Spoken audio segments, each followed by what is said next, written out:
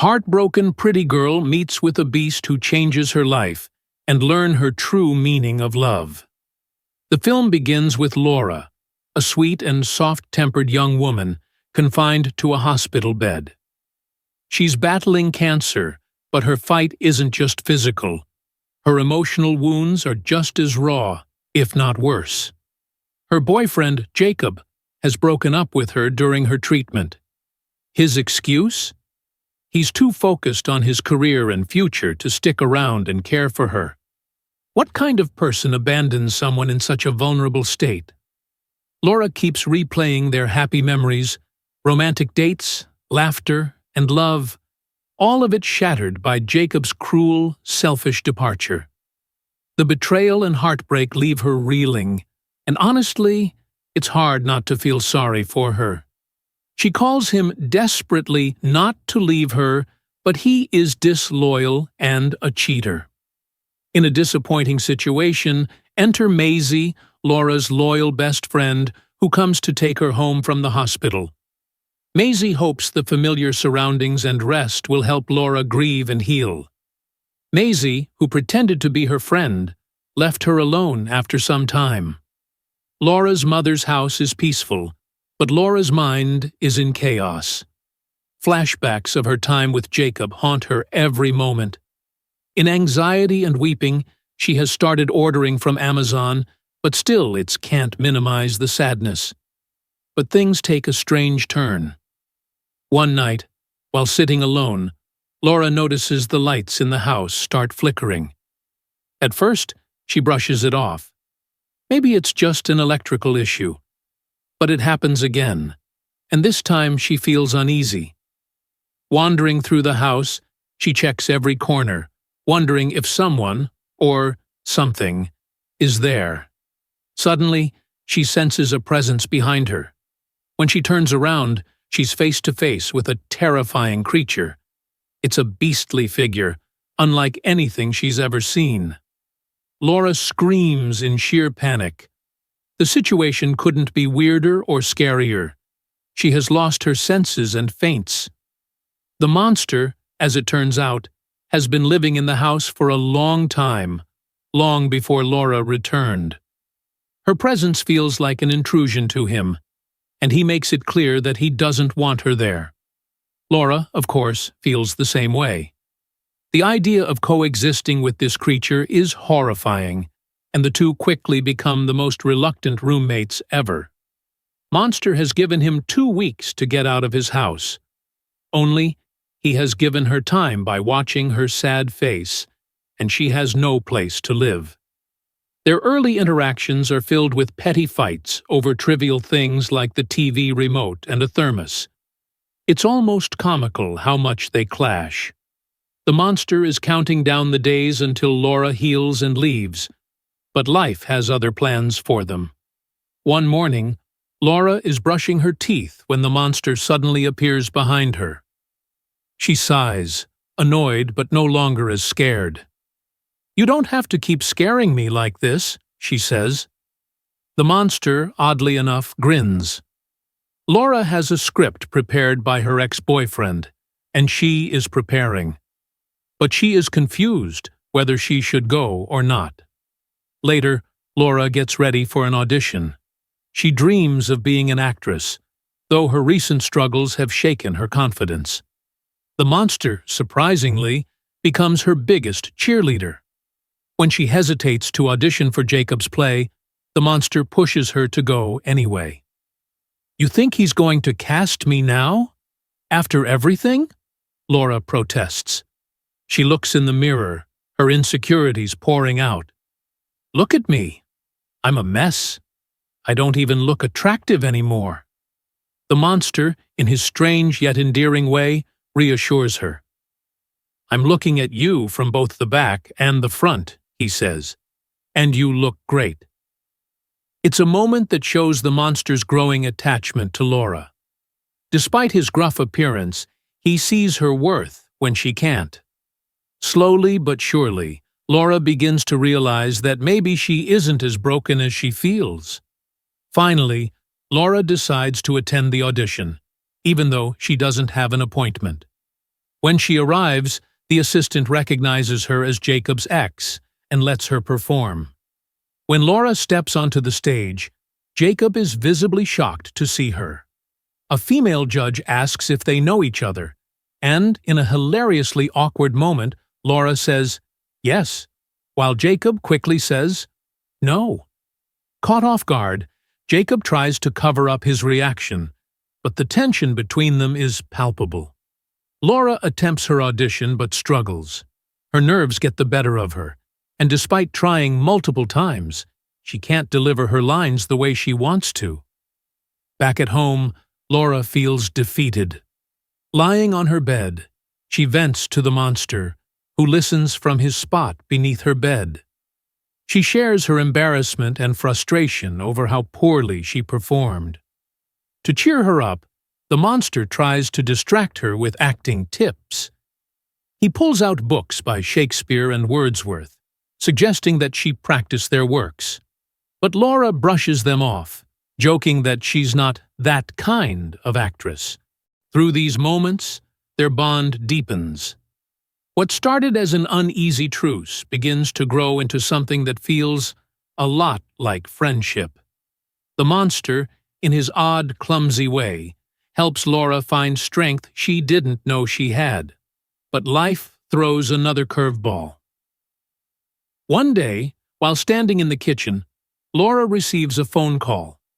She learns that a girl named Jackie has been cast in the role she auditioned for, the role Laura had hoped to play. Also, Jacob has offered her another role which is obviously not leading, and she has accepted it with a long face. This news sends Laura into a spiral of anger and sadness. The monster notices her frustration but doesn't quite know how to comfort her. Instead, he reacts in the only way he knows, by smashing plates on the floor. "Stop!" Laura yells, trying to calm him down. "Those are my mom's plates!" But the monster is too worked up to listen. To take out her anger, the monster asks her to smash the plates, and World War III has started in the kitchen. After doing this, she was feeling relaxed and overjoyed. After the monster's dramatic, plate-smashing meltdown, he turned to Laura with a question. "How does this feel?"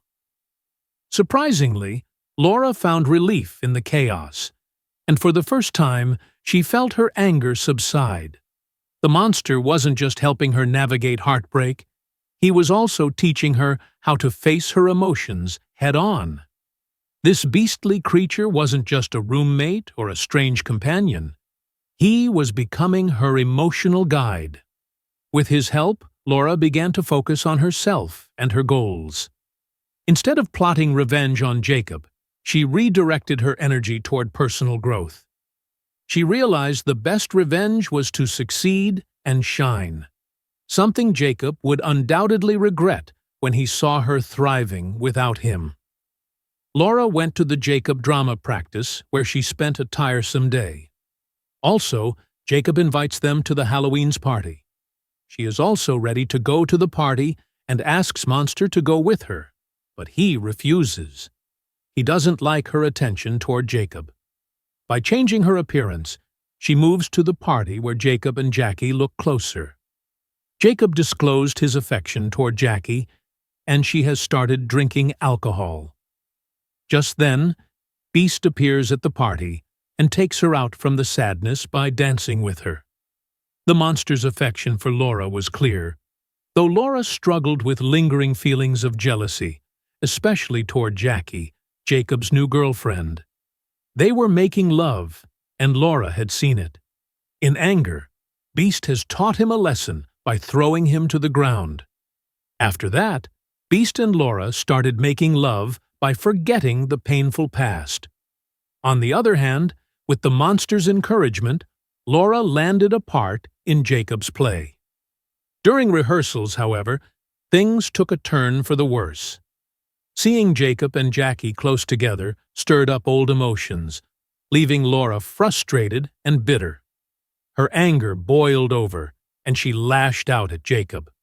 She has started abusing him with zero regret. Also, she doesn't forget to show her so-called friend Maisie her true evil face. In a heated argument, Laura's harsh words drove Maisie away. Moments later, Jacob approached Laura to talk. The conversation was tense, with Laura confessing that she was still in love with him. Jacob, ever the manipulator, leaned in close. Laura, caught in the moment, found herself drawn back into his web. That night, when Laura returned home, she apologized to the monster for being late. But the house was eerily quiet. The monster didn't respond. And when Laura searched for him, she found him in a messy corner of the clothes almirah. When she told him about her meeting with Jacob, the monster grew visibly upset. He couldn't believe Laura had fallen for Jacob's lies again. Angry and disappointed, the monster confronted her, questioning why she would trust the man who had broken her heart. The argument escalated. Laura, overwhelmed and defensive, lashed out at the monster, saying cruel things about his appearance and blaming him for her troubles. She even demanded that he leave the house. Hurt and heartbroken, the monster has acted upon the words. When the silence settled, Laura realized what she had done. She searched the house for the monster, calling out for him, but he was gone. The next day, Laura visited her doctor, who had incredible news. Her cancer was officially in remission. But instead of celebrating, Laura felt hollow. Her thoughts were consumed by guilt over how she had treated the monster.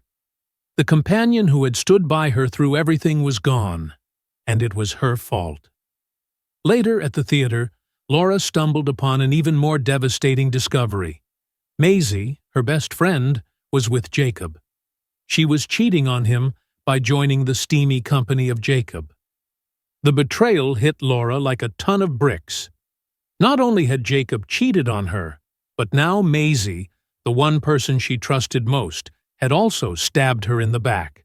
Heartbroken and alone, Laura shut Maisie out completely when she tried to apologize.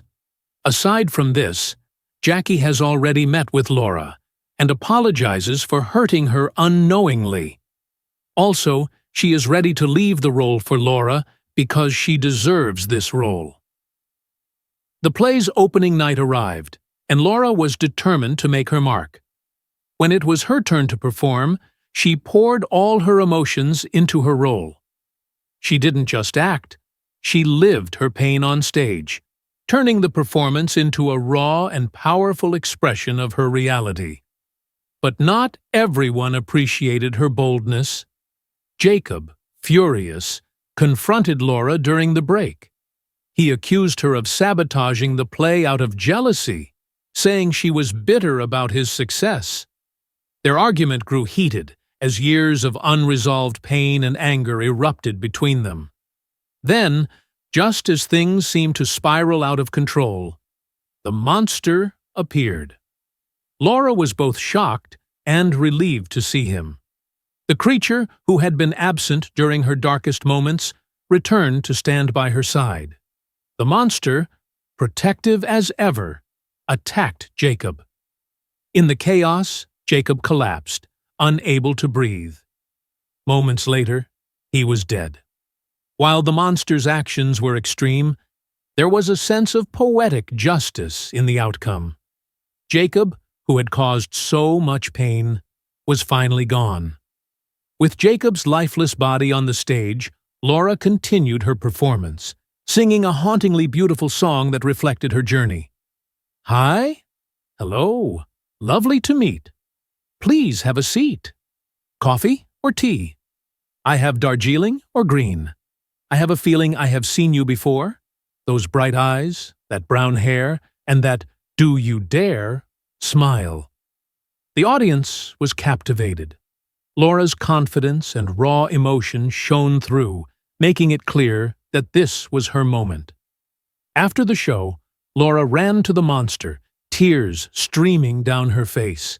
She confessed that she had thought she lost him forever and would have to face life alone. The monster's reply was simple, but heartfelt. You will never lose me. I am your monster. If you like this movie, then don't forget to subscribe the channel.